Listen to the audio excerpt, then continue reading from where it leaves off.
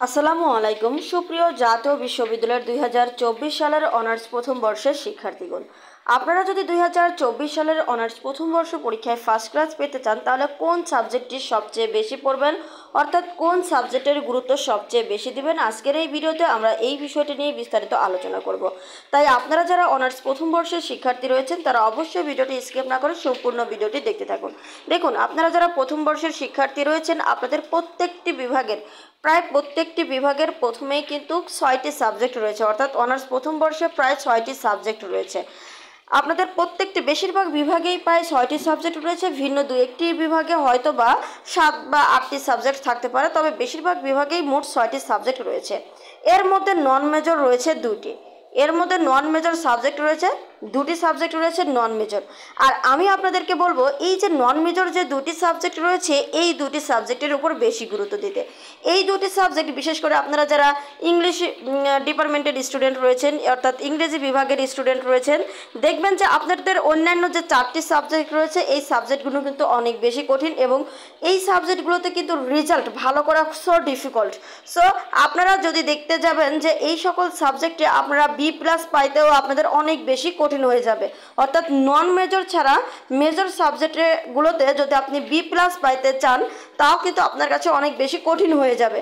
তবে ভিন্ন ভিন্ন কিছু বিভাগ আছে যেগুলোতে হয়তো বা A+ তোলা যায়, সেটা হচ্ছে ভিন্ন বিষয়, কিন্তু ইংরেজি বলেন বা অন্যান্য যে কিছু কিছু বিভাগ রয়েছে যেগুলোতে B+ তোলাও কিন্তু অনেক বেশি কঠিন হয়ে যায়। তো সেই ক্ষেত্রে আপনারা যদি ফার্স্ট ক্লাস পেতে চান তাহলে কিন্তু এই যে আপনাদের নন মেজর সাবজেক্টের উপর বেশি গুরুত্ব দিতে হবে, তাহলে আপনাদের সবচেয়ে গুরুত্ব দিতে হবে নন মেজর সাবজেক্টের উপর যদি রেজাল্ট ভালো করতে চান। এখন অনেকেই বলতে পারেন যে এই সাবজেক্টগুলো তো অনেক সহজ, তাহলে কেন আমি গুরুত্ব দেব? দেখুন, অন্যান্য সাবজেক্টে যতই গুরুত্ব দেন সেখানে কিন্তু রেজাল্ট ভালো আসবে না, কিন্তু পাশ করার জন্য হলেও ওই সকল সাবজেক্টে গুরুত্ব দিতে হবে। কিন্তু যদি আপনি সত্যিকার অর্থে ফার্স্ট ক্লাস পেতে চান, ভালো রেজাল্ট করতে চান, তাহলে ওইগুলোতে এমনভাবে গুরুত্ব দিতে হবে অন্তত B+ পাইতে পারেন, এইভাবে গুরুত্ব দিয়ে পড়াশোনা করতে হবে। কিন্তু নন মেজরগুলোতে যেন আপনি A+ পান, যেহেতু নন মেজর তুলনামূলক সহজ, তাহলে এই যে নন মেজরের জন্য আপনারা A+ পান সেই বিষয়টা কিন্তু আপনাদেরকে ভাবতে হবে। যার কারণে অনেকেই আছে যে নন মেজর ফেলে রেখে দেয়, পড়ে না, পরীক্ষার হয়তো বা 5-7 দিন আগে সেটা সাবজেক্টটা বের করে।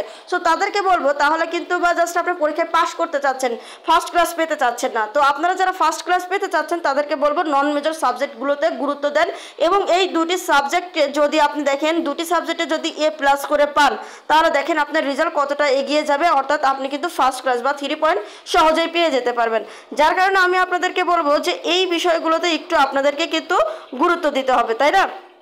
ওকে, আরও একটি বিষয় যে আপনারা যারা অনার্স প্রথম বর্ষের শিক্ষার্থী রয়েছেন তাদেরকে বলবো যে আপনারা অবশ্যই আমাদের অনার্স প্রথম বর্ষ পরীক্ষার গাইডলাইন গ্রুপে যুক্ত হয়ে যাবেন, যেখানে আমরা পড়াশোনার গাইডলাইন দিয়ে থাকি। আপনারা মাত্র 50 টাকা দিয়ে আমাদের এই গ্রুপে যুক্ত হতে পারবেন। দেখুন, এই যে নাম্বারটি দেখতে পাচ্ছেন, জাস্ট এই নাম্বারে সেন্ড মানি করবেন এবং সেন্ড মানি করে আপনি যে নাম্বার দিয়ে পাঠিয়েছেন তার শেষের 4টা ডিজিট জাস্ট আমাদেরকে টেক্সট করে দিবেন হোয়াটসঅ্যাপে। আমাদের এই নাম্বারেই হোয়াটসঅ্যাপ রয়েছে, জাস্ট হোয়াটসঅ্যাপে টেক্সট করে দিলেই কিন্তু আমরা আপনাদেরকে যুক্ত করে দেবো। তো ভিডিওটি শেয়ার করে রাখবেন। ধন্যবাদ সবাই।